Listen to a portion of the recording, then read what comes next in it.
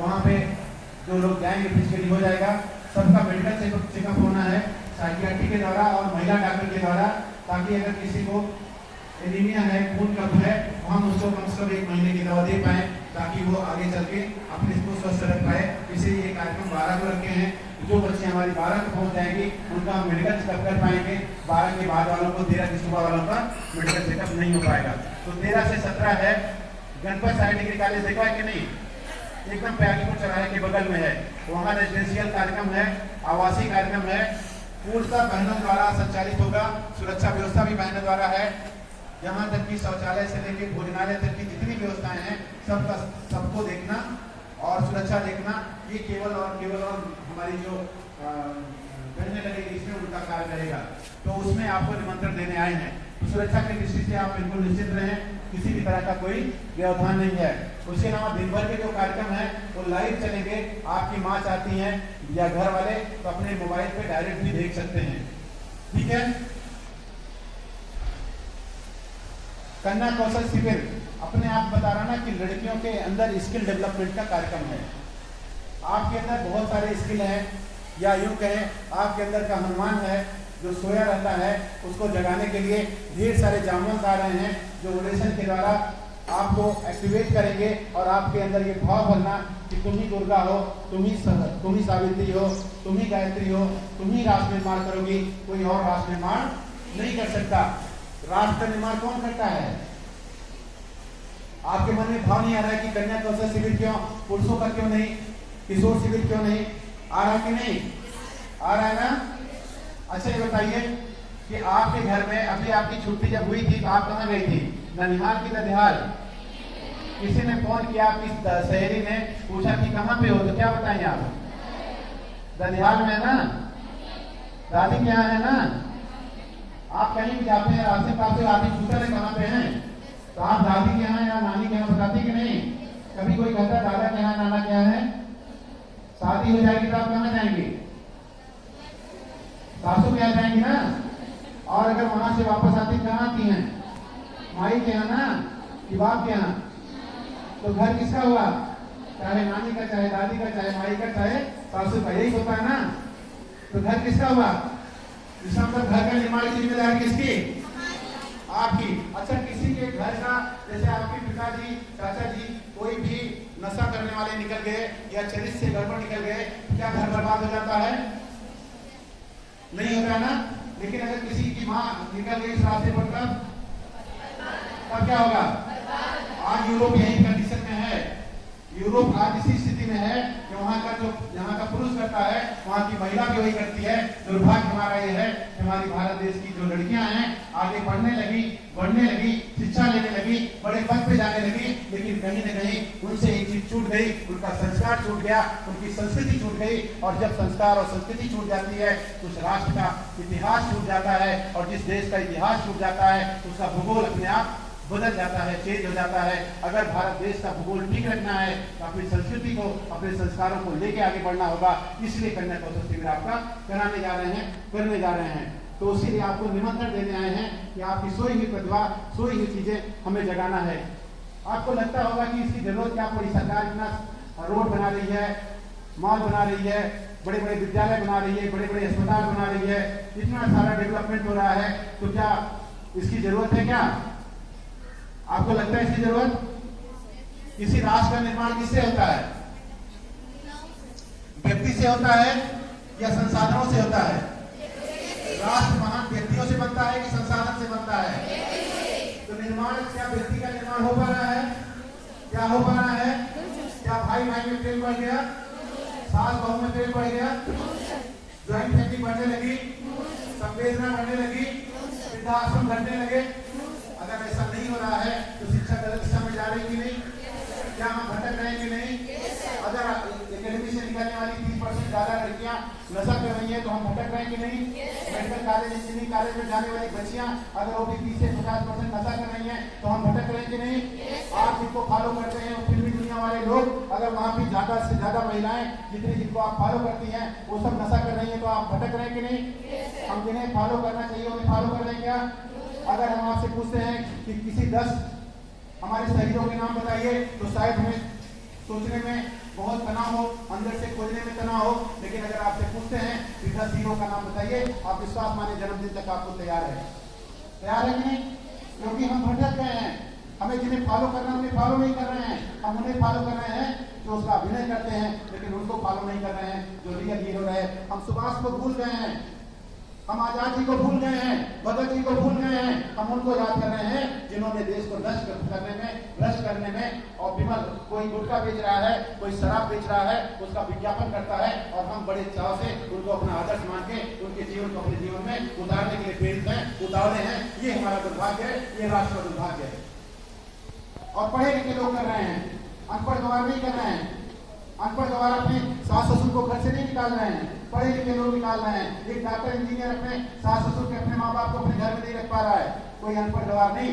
दुख वहां से शुरू होता है, चिंता का विषय वहां शुरू होता है, राष्ट्र की चिंता वहां से शुरू होती है कि अगर भारत देश को बचाना है, भारत देश को आगे ले जाना है, विश्व गुरु बनाना है, जहाँ पे राजनीति का काम क्या होता है, राजा का काम क्या होता है, संसाधन जुटाना, और व्यक्ति के निर्माण का काम कहीं न कहीं धर्म संस्थानों पे या विद्यालयों पे होता है। अगर हमारा धर्म संस्थान ठीक से काम कर रहा होता तो शायद मानव निर्माण की कड़ी हमारी कमजोर नहीं पड़ी होती। आज मानव निर्माण की कड़ी कमजोर पड़ रही है, इसलिए कन्या कौशल शिविर का आयोजन की जिम्मेदारी ली गई है कि शायद हमारी बच्चियां जाग जाएंगी तो हमारा राष्ट्र बचा रहेगा। वरना फिर हम जो माँ सरस्वती की कहानियां सुनाती हैं, सावित्री की कहानियां सुनाती हैं, ये सब दुर्गा की कहानियां, सब कहानियां बन के रह जाएंगी।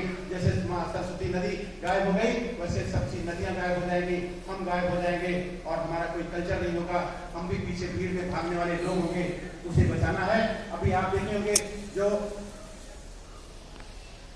केंद्रीय यूनियन नाम की संस्था है अमेरिका में, जो केवल इसी पे काम करती है, उसने साबित किया कि अगर राष्ट्र को बचाना है तो भारत देश के परिवार कल्चर को हमें अपनाना पड़ेगा, उसको जीवन में लाना पड़ेगा, तब जाके हम अपने पूरे देश को बचा पाएंगे। पूरा यूरोप परेशान है, 60% से ज्यादा लोग साइकियाट्रिस्ट से अपना इवैल्यूएशन कराते हैं, काउंसलिंग कराते हैं, क्योंकि वो डिप्रेशन में है, एंग्जाइटी में है। क्या हम भी उसी में जाना चाहते हैं?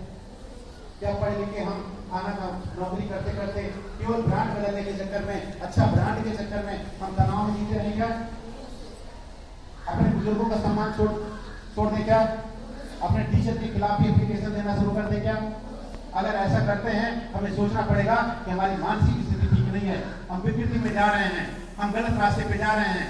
इसी के लिए आपको पहले की प्रार्थना में भी कहा कि आप अगर जिसने भी हमको दिया है उसके प्रति कृतज्ञता नहीं मन में भाव आया तो नेमत हमसे दूर जा रहा है। अगर माँ बाप की सेवा से हम वंचित हुए, उनकी सेवा नहीं कर सकते तो राष्ट्र की सेवा क्या करेंगे?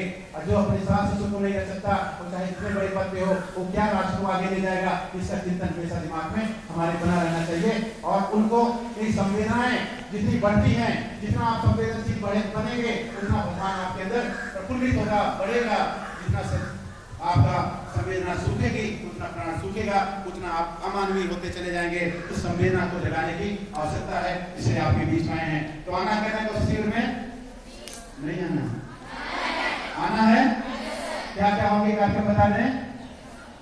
सब लोग यही करते हैं कि नहीं? हवन करना, स्वाहा स्वाहा करते हैं। क्यों करते हैं? क्या करने के लिए? वातावरण समष्टि के लिए करते हैं, सारे बायोडाइवर्सिटी के लिए करते हैं। उससे ग्रीन हाउस गैसेज कलेक्ट होती हैं और उससे बारिश समय पे होती है, नदियां भरी रहती है जल से, और फलदार पेड़ फल देते रहते हैं। इसलिए इस धरती पे जितने जीव जंतु हैं उन्हें कभी जीवन के लिए संघर्ष नहीं करना पड़ता। इसलिए हमारे ऋषियों ने यज्ञ की परंपरा बनाई। इसके लिए IIT बॉम्बे से जो इसके रिसर्च उनके अंदर में रिसर्च लोग करते हैं, वो आपको डोनेशन देने के लिए आएंगे यज्ञ के विज्ञान को समझाने के लिए। तो सबको करना है। यदि अगर आता है हमको जीवन में तो ठीक है कि नहीं? महीने में एक दिन अपने माँ बाप के साथ अपने छोटे भाइयों को अगर खुद पुरोहित बन के यज्ञ कराएं तो अच्छा लगेगा कि नहीं? बनेगा कि नहीं? संस्कार ऐसे जनरेट होते हैं, जब आप करते रहते हैं तभी हमारे जीवन में आता है, फिर अपने आप बढ़ने लगता है। करना है। अच्छा, योग सबको आता है ना? योग करते हैं? करते हैं? खाली जानते हैं? करते हैं। एक आधे घंटे का योग सिखाया जाएगा। निकलते निकलते कम से कम सूर्य नमस्कार में पारंगत करके इस निवेदन के साथ कि कम से कम 5 सूर्य नमस्कार आप रोज करेंगे। 5 सूर्य नमस्कार करने में 200 सेकंड लगता है। 200 सेकंड अपने शरीर को देना चाहिए कि नहीं? कि कमर पकड़ के बैठे रहना चाहिए? देना चाहिए ना? उसको दिया जाएगा। अगला कार्यक्रम 1 घंटे का रहेगा सेल्फ डिफेंस ट्रेनिंग, आत्म सुरक्षा के उपाय। आत्म सुरक्षा चाहिए कि नहीं? कई सारी लड़कियां जाती रहती कालीपुर चौराहे पहुंची, कोई भी सोचा कुछ बोला, सब भागती कि नहीं? पूरे से भागती कि नहीं? क्यों? आप कमजोर है क्या? कमजोर है क्या? लेकिन परंपराओं ने हमको यही शिक्षा दी कि भाग लो, यही ना? तो आपको मजबूत करना है कि नहीं? तो आप पहले जीवन नहीं जिएंगे, अब आप हो सकता है अकेले रहना पड़े, जहाँ आप सर्विस करेंगे रहेंगे अकेले रहना पड़ेगा कि नहीं? अभी आपको लड़ना आना चाहिए कि नहीं? अपना बिग पावर बनाना चाहिए कि नहीं? तो उसके लिए आपको 1 घंटे की ट्रेनिंग 5 दिन में जितना दे पाएंगे वो दी जाएगी, ठीक है? उसके बाद ब्रेकफास्ट है, उसके बाद नारी स्वास्थ्य का कार्यक्रम चलेगा। स्वास्थ्य मतलब आपको हाइजीन बताना, जिसके नाते महिलाओं में सबसे ज्यादा बीमारी होती है, उसके बारे में आपको सचेत करना, आपको ठीक करना, ठीक है कि नहीं? उसके बारे में बताया जाएगा। फिर अगला कार्यक्रम बहुत ही मेन है, वो व्यक्तित्व का है। व्यक्तित्व का मतलब जानते हैं? व्यक्तित्व का मतलब जानते हैं? अच्छा, पर्सनालिटी का मतलब तो जानते ही होंगे, क्या होता है? पर्सोना शब्द से बना है, मतलब मुखौटा। मुखौटा मतलब बाहर का। पर्सनालिटी में क्या करते हैं? जो पर्सनालिटी डेवलपमेंट के क्लासेस चलते हैं उसमें मूलतः सिखाते हैं कि आप बाल कैसा रखें, चेहरे पे दाढ़ी आपकी सूट करती है कि नहीं, आप शर्ट पहने तो कैसा पहने, उसके साथ पैंट कैसा पहने, आपकी टाई कैसी होनी चाहिए, आपका जूता कैसा होना चाहिए, अंदर घुसे तो लोग अभिवादन, आपको कोई अंदर करे तो आप अभिवादन कैसे करें, कुर्सी दे तो आप कैसे उसको अभिवादन करें, निकले तो कैसे निकले, ये सब सिखाया जाता है। ये बाह्य परिवर्तन हुआ के अंदर का क्या हुआ? बाह्य परिवर्तन हुआ ना? और इसी का हिंदी कहते हैं व्यक्तित्व, कहते हैं ना? लेकिन व्यक्तित्व का मतलब क्या होता है? चरित्र, चिंतन और व्यवहार में परिवर्तन को व्यक्तित्व का परिवर्तन कहते हैं, व्यक्तित्व का परिष्कार कहते हैं। चरित्र बाहर की चीज है कि अंदर की? चिंतन बाहर की चीज है कि अंदर की? और आपका व्यवहार, तो ये परिवर्तन जो होता है व्यक्तित्व और पर्सनालिटी एक चीज हुई क्या? नहीं हुई ना? गांधी जी का व्यक्तित्व बहुत ऊंचा था कि नहीं? था कि नहीं? क्या बड़ा सुंदर सूट पहनते थे? क्या अच्छी टाई लगाते थे? जूता बहुत तरक्की वाला पहनते थे? क्या हुआ? पर्सनालिटी है कि नहीं? व्यक्तित्व है कि नहीं?